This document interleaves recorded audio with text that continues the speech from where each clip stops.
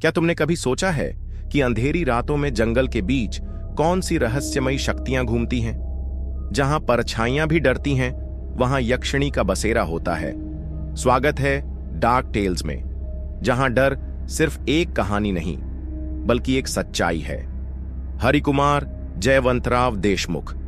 अपनी मां के बगल में शालीनता से बैठे युवक ने अपना भाषण सुनाया। नाम अपनी बहनों द्वारा बनाई गई दीवार के पीछे से मीनाक्षी ने कमरे में झांकने की कोशिश की। उनके शरीर के बीच से निकली दरारों से उसने उस आदमी की झलक देखी। निश्चित रूप से इस इलाके के लिए एक बिल्कुल अलग आदमी। एक कुरकुरी चेकदार शर्ट और अच्छी फिटिंग वाली, अच्छी तरह से सिली हुई पतलून पहने हुए रुक्मिणी देवी मंदिर के पास बरगद के पेड़ के नीचे अपनी दुकान में उस दर्जी मंगेश काका द्वारा सिले गए पतलून की तरह नहीं, अच्छी खुशबू भी। उसने सुना था कि शहर के पुरुष परफ्यूम नामक एक चीज लगाते हैं। आपको बस इसे अपने शरीर पर छिड़कना होता है और आप जसवंती या मोगरा या जो भी आप चाहें उसकी खुशबू महसूस करते हैं। उसके बाल भी चिकने थे, सिर के एक तरफ से बड़े करीने से अलग किए गए थे। एक भी बाल अपनी जगह से अलग नहीं था और हे भगवान, उसकी मूंछें भी नहीं थीं। इन इलाकों में यह कितनी दुर्लभ चीज थी। जहां पुरुष मूंछों को गर्व की बात मानते थे, तभी उसे अपने पिता की आवाज सुनाई दी। अच्छा, बहुत अच्छा, शांताराम पाटिल ने कहा। तुम तो बिल्कुल शहरी लड़के हो। एकदम साफ और अधिकारपूर्ण आवाज, बिल्कुल वैसी जैसी एक मर्द की होनी चाहिए। मैं भी एक बार बंबई गया था, करीब 20 साल पहले, है ना रेणु? रेणुका ने उचित ढंग से हंसी। लड़के की मां ने बीच में कहा, बंबई फिर से आना और इस बार हमारे घर पर ही रहो। इसके बाद एक अजीब सी खामोशी छा गई। लड़के की मां को यह समझने में कुछ पल लगे कि उसका निमंत्रण अनुचित था। कोई भी व्यक्ति अपनी बहू के घर से लोगों को रात में रुकने के लिए आमंत्रित नहीं कर सकता, लेकिन फिर श्रीमती देशमुख की तारीफ के लिए उन्होंने जल्दी ही खुद को सुधार लिया। पाटिल भाऊ, हम सभी आगे की सोच रखने वाले लोग हैं। इनमें से ज्यादातर रीति रिवाज और परंपराएं हमारे लिए कोई मायने नहीं रखती। शांताराम बेचैनी से हंस पड़े, मानो उनके लिए भी इसका कोई मतलब ही न हो। हालांकि उस रात मीनाक्षी अपने पिता और मां को देर रात तक उस अनुचित टिप्पणी पर चर्चा करते सुनती रही। लेकिन यह बताओ, क्या तुम वडगांव की लड़की के साथ सहज रहोगे? शांताराम पूछा। आपके शहर में सब कुछ उसके लिए नया होगा। अगर तुम ठीक हो तो हम ठीक हैं, हरिकुमार की मां ने कहा। जैसा कि तुम जानते हो, हरि के पिता नहीं हैं। भगवान उनकी आत्मा को शांति दे। मैं बस यही चाहती हूं कि अब वह अपने घर में ही रहे। एक अच्छी लड़की जो घर की देखभाल करेगी, जबकि वह अपने व्यवसाय पर ध्यान केंद्रित करेगा, और वे दोनों खुशहाल जीवन जिएंगे। मुझे अस्थमा है और कभी कभी यह बहुत भयानक हो जाता है। ईमानदारी से कहूं तो सब कुछ इस युवा जोड़े के हाथ में होगा।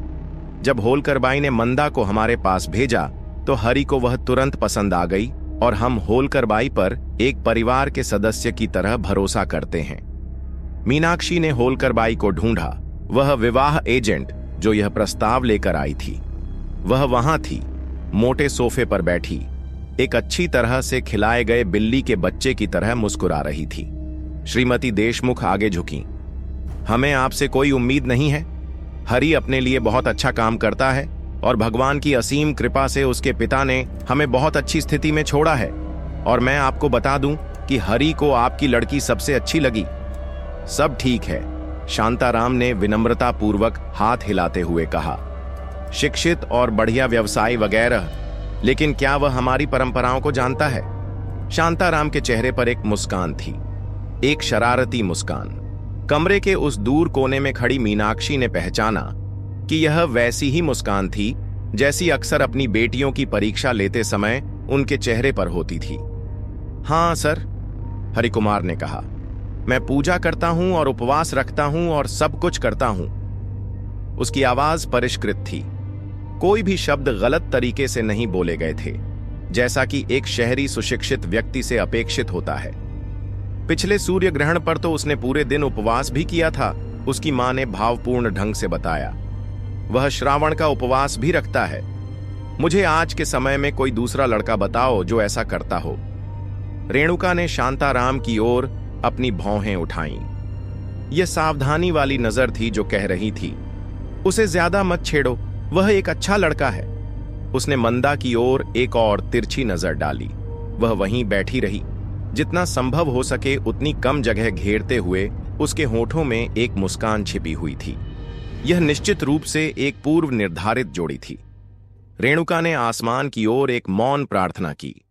ठीक है, शांताराम ने जोर से कहा, हमें भी आपका परिवार बहुत पसंद है। यह सच है कि जोड़ियां स्वर्ग में बनती हैं। यह हमारा पहला अनुभव होगा, आप देखिए, पहली बेटी और सब कुछ। बेशक बेशक, हरिकुमार की मां हंसी। फिर शांताराम अपनी कुर्सी पर इधर उधर सरक गया और किसी और की मुद्रा में आ गया। उन्होंने अधिकारपूर्वक पूछा, बेटा, क्या तुम पत्रावली बनाना जानते हो? हरिकुमार ने टाल मटोल किया। उसने अपनी मां की ओर देखा, जो भी उतनी ही खोई हुई लग रही थी। मीनाक्षी ने फिर भी मुस्कुरा दिया। यह परीक्षा थी। रेणुका ने घबराए हुए लड़के की मदद की और कहा, पत्रावली तुम्हें नहीं मालूम? खास मौकों पर खाने के लिए हम पत्तों से बनी थाली बनाते हैं। ओह वह, लड़के की मां ने कहा। जब भाऊ ने ऐसा कहा तो मैं डर गई थी, अचानक। बेशक, हरिकुमार इसे बना सकते हैं, वह शिल्प में अच्छे हैं। शांताराम ने कहा, मैं बस यही सोच रहा था कि क्या वह अब एक पत्रावली बना सकता है। देखिए, हमारे गांव में एक छोटी सी परंपरा है। भावी दूल्हा जब शादी का प्रस्ताव रखता है तो एक पत्रावली बनाता है। मैंने भी अपने समय में एक पत्रावली बनाई थी। यह एक पुरानी मूर्खतापूर्ण प्रथा है, और अगर आप नहीं चाहते तो कोई बात नहीं। रेणुका उसने बोलना शुरू किया, लेकिन जब शांताराम ने उसे घूर कर देखा तो वह बीच में ही रुक गई। वह कहता है कि वह एक बना सकता है, शांताराम ने बिना किसी खुशी के हंसते हुए कहा। तो चलो उसे, यह केवल शुद्ध मनोरंजन होगा, ठीक है? हरिकुमार ने अपने चेहरे से अचानक निकले पसीने को पोंछा। मंदिर, बेशक। उसके पास बड़ी हरी साल की पत्तियों की एक प्लेट लाई गई। 11 जोड़ी आंखें, जिनमें से 10 महिलाएं थीं, उसे देख रही थीं जब उसने अपनी आस्तीनें मोड़ी और काम के लिए तैयार हुआ। मीनाक्षी ने भी एक कदम आगे बढ़ाया। यह मजेदार हिस्सा था। इसके बाद एक ट्रे आई जिसमें धागे और सुई की रील थी। अब किसी निर्देश की जरूरत नहीं थी। ट्रे पर मौजूद सामग्री खुद ब खुद स्पष्ट हो गई थी। सुई में धागा नहीं डाला गया था। सुई में धागा डालना परीक्षण का हिस्सा था। हरिकुमार ने सभी को देखकर मुस्कुराया, और जैसे ही उसकी मां ने उसकी पीठ पर हल्के से थपथपाया, उसने सुई उठा ली। आंखें सिकोड़ते हुए उसने सुई में धागा डालने की कोशिश की और चूक गया। लड़कियां हंसने लगीं। उसने फिर कोशिश की और भी हंसी। लगभग 12 बार चूकने के बाद हंसी बंद हो गई और निराशा ने उसे बाहर निकाल दिया। कहीं से हवा आ रही है, उसकी मां ने तर्क दिया। बहनों में से एक ने खिड़कियों तक दौड़कर उन्हें बंद कर दिया। सावकाश हरी, उसकी मां ने कहा, अब तुम यह करोगे? उसने अपने होठों से धागे को गीला किया, आंखें सिकोड़ी और फिर से कोशिश की, और फिर यह हुआ। सुई उसकी उंगली में चुभ गई, लेकिन उसने यह कर दिखाया। शांताराम ने राहत की सांस ली, जैसे कि वह अपनी सांस रोके हुए था। फिर उसने कहा, अब पत्ते, तुम्हें उन्हें मोड़ना और सिलना है। क्या तुम जानते हो कैसे? जब कमरे में फिर से सन्नाटा छा गया तो हरिकुमार ने पत्तों को मोड़कर और उन्हें अपनी जगह पर रखते हुए विभिन्न संयोजनों और व्यवस्थाओं की कोशिश की। रेणुका अपनी सीट पर इधर उधर खिसकने लगी। वह पहले से ज्यादा असहज दिख रही थी। हरिकुमार था और शांताराम ने उसे बेचैनी बंद करने का इशारा किया। मीनाक्षी ने उस इशारे को पहचान लिया। यह आत्मविश्वास का इशारा था। उसके पिता को पता था कि लड़का ऐसा करेगा। हरिकुमार ने शुरुआत की। उसने आधार बनाया, सबसे बड़ा साल का पत्ता, और चतुराई से 6 अन्य पत्तों को मोड़कर उसके चारों ओर एक घेरा बनाया। फिर उसने उन्हें उनकी स्थिति में सिलना शुरू किया। धीरे धीरे पूरे कमरे में राहत की सांसें गूंजने लगीं। जब एक तरफ से काम पूरा हो गया, अब वह अधिक आश्वस्त था, तो वह मुड़ा। पूरी चीज खत्म हो गई और पत्तियों की दूसरी परत बनाना शुरू कर दिया। मुझे और छुट्टियां चाहिए होंगी, उसने कहा। जरूर जरूर, शांताराम ने कहा और फिर आदेश दिया, मीनू जाओ और जाकर कुछ ले आओ, बाहर के पेड़ से और पत्तियां। मीनाक्षी अचानक अपना नाम सुनकर चौंक गई और अपने आप को संभाला। बियरिंग्स और भाग गए। दोपहर का सूरज उग आया था। मीनाक्षी ने साल के पेड़ के गिरे हुए पत्तों को घृणा से देखा, जो पहले से ही भूरे हो चुके थे। वह उन्हें पथरावली नहीं समझ सकती थी। उनमें सुई चुभोते ही वे टुकड़े टुकड़े हो जाएंगे। उसने पेड़ की तरफ देखा। सूरज की रोशनी में चमकते हुए हरे पत्ते उसका मजाक उड़ा रहे थे। उसने उन तक पहुंचने की कोशिश की, लेकिन वह नहीं पहुंच पाई। उसने अपनी स्कर्ट ऊपर करके कूदने की कोशिश की, लेकिन पायल की झनकार के अलावा कुछ नहीं हुआ। हे साथी, इतना कंजूस मत बनो, उसने अनिच्छा से कहा। क्या हुआ है? कुछ पत्ते? लेकिन पेड़ ने उसके साथ शरारत करने के लिए यही मौका चुना था। बचकानी खींच के साथ मीनाक्षी ने पत्थर उठाया। उसने हठपूर्वक कहा, अगर तुम मुझे पत्ते नहीं दोगे तो मैं तुम्हारी शाखाओं पर तब तक मारूंगी जब तक वे टूटकर नीचे नहीं गिर जाएंगी। पेड़, जो उसके ऊपर एक विशालकाय पेड़ की तरह फैला हुआ था, उसकी ओर नीचे देख रहा था। बहुत प्रयास किया, लेकिन कुछ नहीं हुआ। मीनाक्षी ने एक आंख बंद की, निशाना साधा और एक टहनी पर वार किया। पेड़ फिर भी नहीं हिला। तुम क्षुद्र और स्वार्थी हो साथी, उसने कहा और पेड़ के ठीक नीचे बैठ गई। जब तक तुम मुझे अपने पत्ते नहीं दोगे मैं यहीं बैठूंगी। क्या करना है? तुम क्या सोचते हो? मैं अंदर जाकर यह नहीं कह सकता कि मुझे छुट्टी नहीं मिली। अंदर नए लोग हैं, शायद वह मेरा साला भी होगा। मेरी बेइज्जती नहीं होगी, मैं यहीं बैठूंगा। तभी एक पत्ता टूटकर उसकी गोद में गिर गया। एक पत्ता क्या करेगा तुम पेड़ के कंजूस? फिर एक और पत्ता गिरा और जमीन को छूने से पहले ही तीसरा पत्ता नीचे आ गया, फिर चौथा और पांचवा, और जल्द ही उन पत्तों की बारिश उस छोटी लड़की पर गिरने लगी। उसने अपने आंसू पोंछे, हंसी और उन्हें तब तक उठाया जब तक कि वह और नहीं रोक सकी।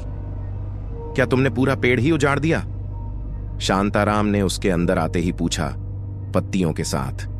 मीनाक्षी बिना कोई जवाब दिए अपनी स्कर्ट के झूले में पत्ते पकड़े हुए अंदर चली गई। वह ऐसे ही अंदर आई और पत्ते टेबल पर गिरा दिए।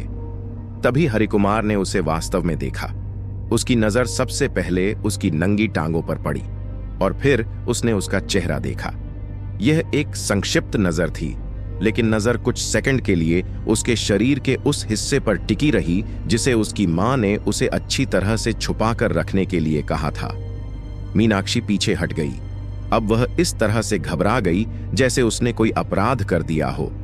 युवा प्रेमी चुपचाप मीनाक्षी द्वारा लाए गए पत्तों से काम कर रहा था, लेकिन इस बार उसने पत्तों को सूंघना भी शुरू कर दिया, जैसे कि उस व्यक्ति की खुशबू को महसूस कर रहा हो जिसने कुछ देर पहले उन्हें पकड़ा था। जब उन्होंने पथरावली में आखिरी सिलाई लगाई और उसे दिखाने के लिए आगे बढ़ाया तो लोगों ने आहें भरीं और हांफने लगे। यह किसी भी मानक से उत्कृष्ट कृति नहीं थी, और फिर भी यह एक कुलीन व्यक्ति की सेवा के लिए उपयुक्त लग रही थी। यह एक दुर्लभ क्षण था जब शांताराम ने किसी की खुलकर प्रशंसा की। इस बार उन्होंने ऐसा किया। बेटा, तुम बिल्कुल वही हो जिसकी मुझे तलाश है। मेरी मांदा तुमसे बहुत खुश होगी। तुम्हारा सिर आसमान में है, लेकिन तुम धरती के सच्चे बेटे हो। हरिकुमार की मां एक स्कूली छात्रा की तरह हंसी। मैंने तुमसे कहा था ना? तो क्योंकि मैं बेटी का पिता हूं, शांताराम ने कहा। मैं पूछता हूं कि तुम क्या कर रहे हो? आप, श्रीमती देशमुख, आप शादी कैसे करना चाहती हैं? रेणुका ने अपने अदृश्य अज्ञात भगवान को एक और प्रार्थना भेजी। पाटिल भाऊ, आप जो भी रास्ता सुझाए, लड़के की मां ने कहा। हम सभी विकल्पों के लिए तैयार हैं। आप क्या कहते हैं हरि? हरिकुमार ने गला साफ किया। आई, मैं कुछ कहना चाहता हूं। ठीक है, जरूर, आखिरकार आज तुम्हारा दिन बन रहा है। युवक की नजर कमरे में मौजूद सभी लोगों पर पड़ी। वे भी अपनी चमकीली उत्सुक आंखों से उसे देख रहे थे, मानो वे बस उसके कुछ शब्द कहने का इंतजार कर रहे हों और फिर वे खुशी से झूम उठेंगे। हरिकुमार की नजर मंदा पर टिकी थी। तुम वाकई बहुत अच्छी लड़की हो मंदा, उसने कूटनीति से भरे शब्दों में कहा, और एक दिन तुम अपने पति को बहुत खुश कर दोगी। शांताराम अपनी सीट पर धीरे धीरे बैठे। इन शब्दों के साथ उनके चेहरे की मुस्कान गायब हो गई और उनकी जगह एक ऐसा गुस्सा आ गया जिससे उनकी बेटियां, जो उनके करीब खड़ी थीं, 2 कदम पीछे हट गईं। तुम्हारा क्या मतलब है नौजवान? उसने पूछा। सर, मैं नहीं जानता कि इसे पूरी ईमानदारी के अलावा कैसे कहा जाए। मुझे प्रस्तावनाएं पसंद नहीं है नौजवान। प्रस्तावना नहीं सर, लेकिन क्या आहे तुझ्या मनात हरी? उसकी मां ने बीच में टोका। बात तो करो, आपका विचार। आई, मुझे मंदा पसंद है, लेकिन वो मुझे ज्यादा पसंद है। और ऐसे ही हरिकुमार ने अपने दाहिने हाथ की तर्जनी उठाई और सीधे मीनाक्षी की ओर इशारा किया, जो अब भीड़ के बीच में खड़ी थी। छोटी लड़की को जब एहसास हुआ कि अभी क्या हुआ है तो वह सिकुड़ गई। शून्यता। क्या? शांताराम ने अचानक कहा। क्या तुम पागल हो गए हो? वह तो बस 13। सर, हरिकुमार भी विनम्रता से खड़ा हो गया। कृपया मेरी बात सुनिए। मैं कोई अश्लील अनुरोध नहीं कर रहा हूं। मैं खुद सिर्फ 22 साल का हूं। मैं आपकी सबसे छोटी बेटी के वयस्क होने तक उसका इंतजार करने के लिए तैयार हूं। यह क्या पागलपन है? रेणुका आगे बढ़ी और सीधे देखने लगी हरिकुमार की मां। तुम्हारा बेटा क्या कह रहा है? मैडम, मुझे आपकी बेटी से प्यार हो गया है, हरिकुमार ने झिझकते हुए और फिर भी अपने शब्दों में एक अजीब सी हिम्मत के साथ कहा। मैंने उसे आज से पहले कभी नहीं देखा था, लेकिन अभी अभी वह मेरे पास आई है और मेरे अंदर कुछ ऐसा हुआ है जो पहले कभी नहीं हुआ था। और वह बात अब मुझे बताती है कि अगर वह मेरी पत्नी नहीं बनी तो मेरा जीवन ही बर्बाद हो जाएगा। होलकर बाई, शांताराम ने विवाह एजेंट को आवाज दी, जो अब तक चुपचाप बैठी थी। हालांकि हाल ही में हुए घटनाक्रम ने उसे भी स्तब्ध कर दिया था। कृपया इस मूर्ख को तुरंत मेरे घर से बाहर जाने को कहिए। राधाबाई होलकर उस आदेश पर उठ खड़ी हुई और उस आदमी का हाथ पकड़ लिया। क्या तुम पागल हो गए हो? क्या बकवास कर रहे हो? वह तो बच्ची है, तुम समझती नहीं हो, हरिकुमार ने विरोध किया। शांताराम ने अपने कंधे पर रखा तौलिया जमीन पर फेंका और अपने कमरे में घुस गया। रेणुका, अभी मेरे घर से सबको बाहर निकालो, वह चिल्लाया और गायब हो गया।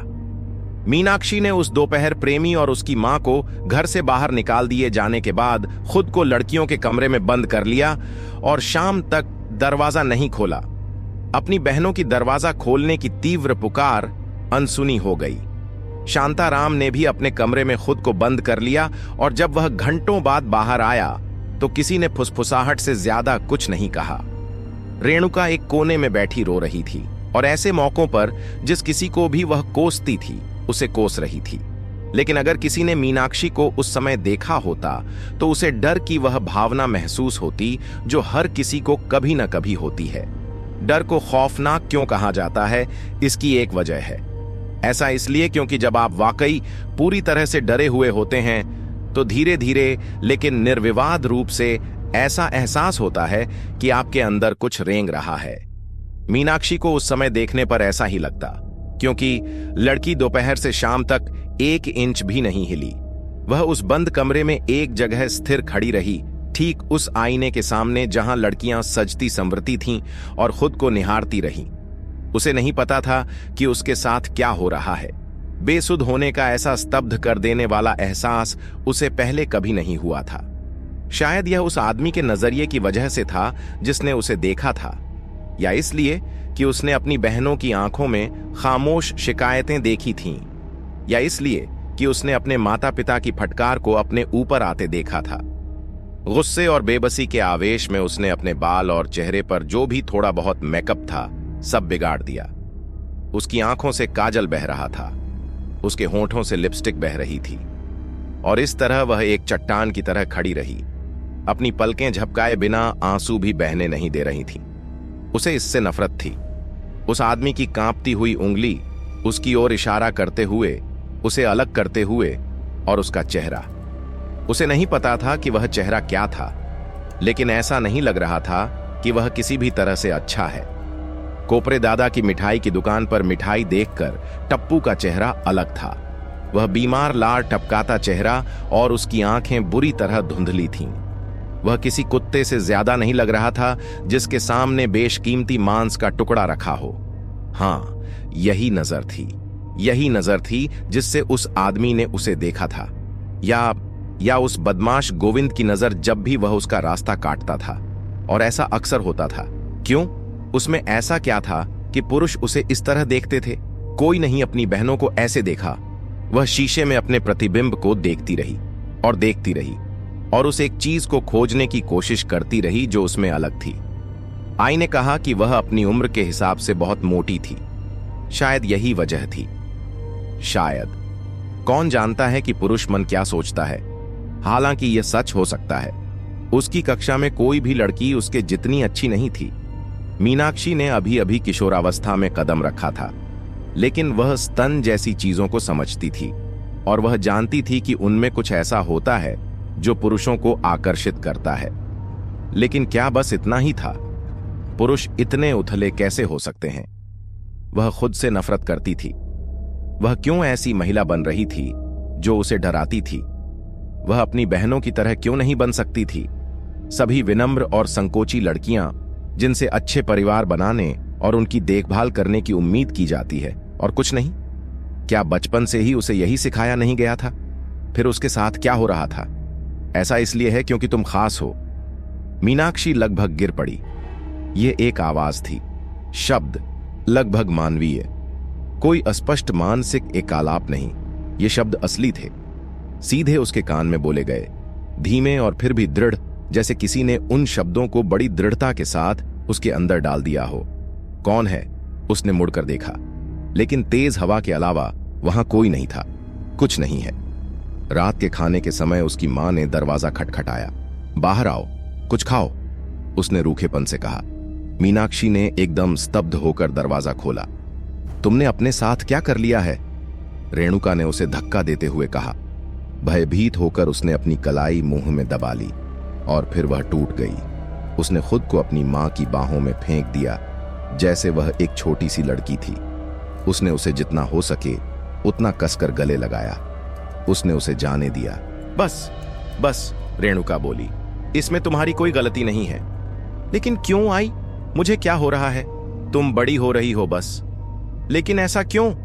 मेरी कोई भी बहन, हर लड़की अलग होती है मीनू। रेणुका ने उसे बिस्तर पर बिठाया। अभी तुम यह नहीं समझोगी, लेकिन तुम तेजी से परिपक्व हो रही हो, बहुत तेजी से। जो आदमी तुम्हें नहीं जानता वह यह नहीं समझ पाएगा कि तुम अभी बच्ची हो। मुझसे मत पूछो कि यह कैसे हो रहा है, लेकिन यह हो रहा है। मुझे यह नहीं चाहिए। क्यों बेटा? रेणुका ने नरम आवाज में कहा, जो कुछ घंटे पहले की आवाज से बहुत अलग थी। इसे एक उपहार के रूप में सोचो। जो कुछ भी हम नियंत्रित नहीं कर सकते वह ऊपर से एक उपहार है ना? लेकिन कभी कभी हम नहीं जानते कि इसका सही तरीके से उपयोग कैसे किया जाए। यह भी एक उपहार है। धीरे धीरे आप इसे देखेंगे और आप इसका सही तरीके से उपयोग करना सीखेंगे। हमें उन उपहारों के लिए रोना नहीं चाहिए जो हमारे पास हैं। यह कोई उपहार नहीं है, यह एक अभिशाप है। मुझे यह नहीं चाहिए। नहीं मीनू, रेणुका ने डांटा, ऐसा मत कहो, तुम मेरी हो, सबसे खूबसूरत लड़की। आप जल्द ही उसे देखेंगे और खुश होंगे। लेकिन अगर मेरे साथ कुछ बुरा हो गया तो क्या होगा? कुछ नहीं होगा। मैं तुम्हारे साथ हूं, मैं तुम्हारा ख्याल रखूंगा। और मंदा ताई की शादी? हम किसी और मौके का इंतजार करेंगे। वह आदमी वैसे भी बेवकूफ था। दोनों के होठों पर हल्की सी मुस्कान थी। रेणुका की बातों से मीनाक्षी का मन शांत हो गया। बाकी दिन वह लगभग अपनी सामान्य अवस्था में ही रही। घर में इधर उधर घूमती रही, यहां तक कि कई बार हंसी भी। हालांकि रात के खाने के बाद चीजें फिर से बदल गईं। जब शांताराम अपने कमरे में वापस चला गया और रेणुका उसकी प्लेट अंदर ले गई, मीनाक्षी अपनी बहनों के साथ रसोई के फर्श पर बैठकर खाना खा रही थी। बहनें धीमी आवाज में बातें कर रही थीं और कभी कभी मंदा को खुश करने की कोशिश कर रही थीं।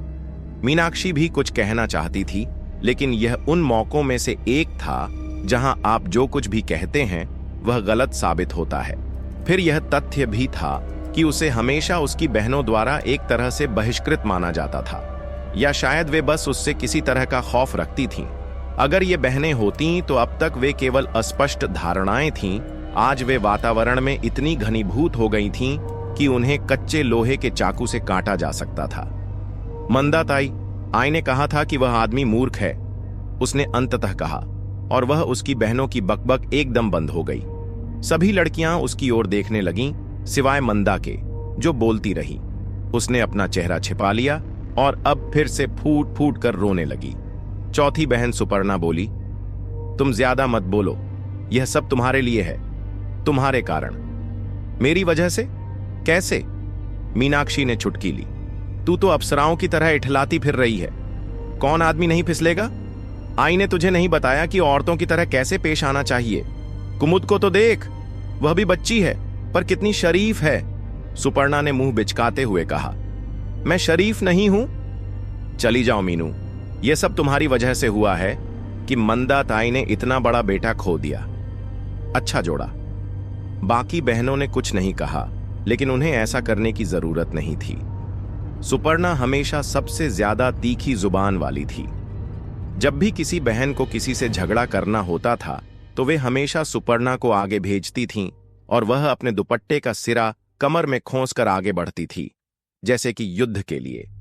मीनाक्षी हमेशा से ही इस बात की प्रशंसा करती थी कि उसकी सुपर्णा ताई कभी भी टकराव से पीछे नहीं हटती थी, लेकिन आज वह टकराव का विषय बन गई थी। अपनी प्लेट एक तरफ धकेलते हुए मीनाक्षी उठ खड़ी हुई और गुस्से में कमरे से बाहर निकल गई। रसोई घर भाड़ में जाए उसकी बहनें, वे बस कुतिया कुतिया कुतिया ही कर सकती थीं, और अब कि वह उनके साथ वहां नहीं बैठी थी, वे और भी अधिक शिकायत करते। अंध क्रोध में वह अपने कमरे में चली गई और स्वयं को पुनः बंद कर लिया। लेकिन जब उसने अपने माता पिता की धीमी आवाजें उनके शयन कक्ष से आती सुनी तो वह रुक गई। जिज्ञासा ने बाकी सब पर विजय पा ली और वह ऊपर आकर खड़ी हो गई। उसने दरवाजा थोड़ा सा खोला और अपने कान को दरवाजे के छेद के पास जितना हो सके उतना सटा दिया। वह अभी छोटी है, उसे नहीं पता, उसके पिता ने कहा। तुम्हें यह करना होगा, उसे सिखाओ। आहो, मैं कोशिश करती हूं, रेणुका ने कहा। मैं पूरे दिन कोशिश करती हूं। आपको क्या लगता है? अभी सुबह ही उसने ये शर्ट पहनी थी और मुझे उसे इसे बदलने के लिए कहना पड़ा। वह समझ ही नहीं पा रही है। मैं आपको बता रही हूं, उसमें कुछ गड़बड़ है। गलत? क्या गलत है? मैं एक महिला हूं, मुझे पता है। वह बहुत तेजी से बड़ी हो रही है। क्या तुम्हें पता है कि वह पहले से ही अपनी महिला वाली चीज पा चुकी है? उसने सिर्फ 10 साल की उम्र में ही शुरू कर दिया था, सोचो। तुम्हें क्या लगता है कि मैं उसे कुछ शनिवार को मंदिर क्यों नहीं ले जाती? लेकिन यह इतना सटीक है कि यह मुझे हैरान कर देता है। यह हमेशा शनिवार की सुबह शुरू होता है और उसी रात सूख जाता है। वह हर चौथे शनिवार को बस कुछ घंटों के लिए बहती है। यह स्वाभाविक नहीं है। ठीक है, तुम अपनी औरतों वाली बातें बेहतर जानती हो। क्या हमें उसे किसी के पास ले जाना चाहिए? चिकित्सक? डॉक्टरों को कुछ नहीं पता। मैंने अपनी पुरानी आत्या से उसके बारे में बात की। उसने कहा कि लड़कियां अलग अलग तरह से बढ़ती हैं, लेकिन क्या? वह बहुत तेजी से बढ़ रही है। बस एक बार उसे एक आदमी की नजर से देखो, पिता की तरह नहीं।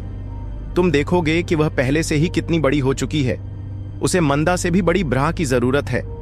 वह शायद बड़ी हो, नहीं, वह पूरी तरह से खिली हुई है। वह एक बच्चे की तरह पूरी तरह से विकसित महिला है। शरीर, इसका क्या मतलब है?